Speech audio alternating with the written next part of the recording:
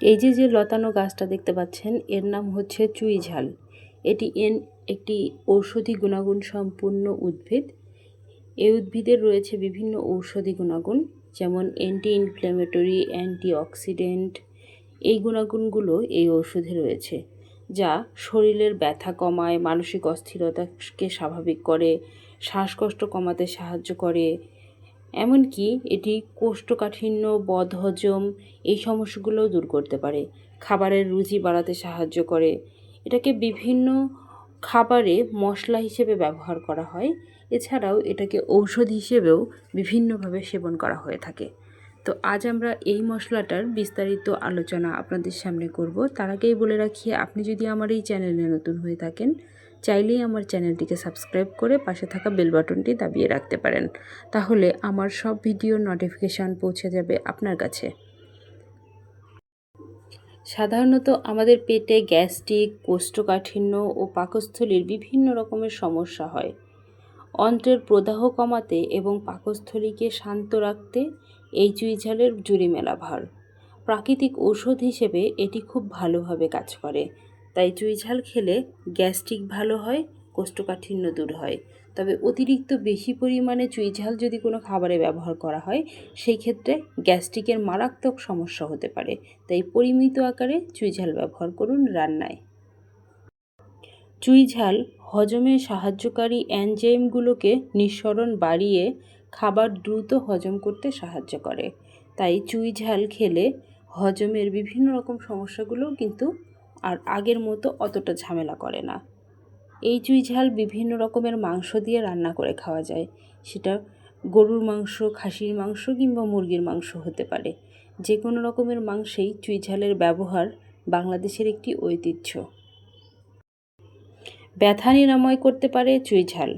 Arthritis বা বিভিন্ন শারীরিক ব্যথা, বিশেষ করে গর্ভকালীন ও প্রসূতি মায়েদের শরীরের ব্যথা কমাতে এটি খুব উপকারী একটি উপাদান। অনেকেই বয়সজনিত কারণে বিভিন্ন রকমের শারীরিক ব্যথায় ভুগতে থাকেন। তাদের জন্য এই চুই ঝাল একটি ভালো মানের খাদ্য এবং ঔষধ হতে পারে। চুই ঝাল খেলে মানসিক প্রশান্তি পাওয়া যায়। স্নায়বিক উত্তেজনা ও মানসিক অস্থিরতা দূর করে এই চুই ঝাল আপনার মনকে শান্ত রাখবে, ঘুম ভালো হবে এবং মানসিক চাপ কমে যাবে। তাই চুই ঝাল রান্নায় ব্যবহার করার আগে অবশ্যই একটু পরিমাণ মতো ব্যবহার করবেন।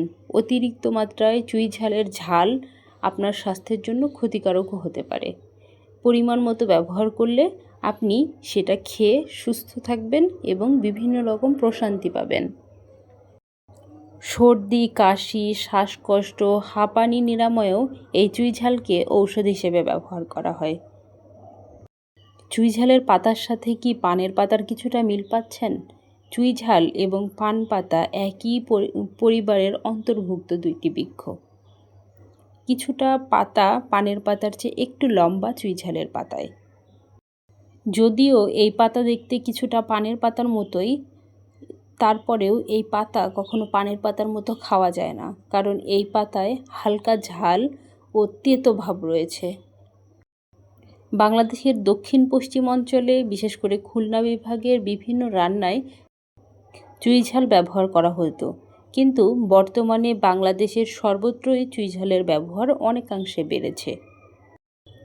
রান্নার পরে চুই ঝালের টুকরোগুলো চিবিয়ে খেতে বেশ ভালো লাগে।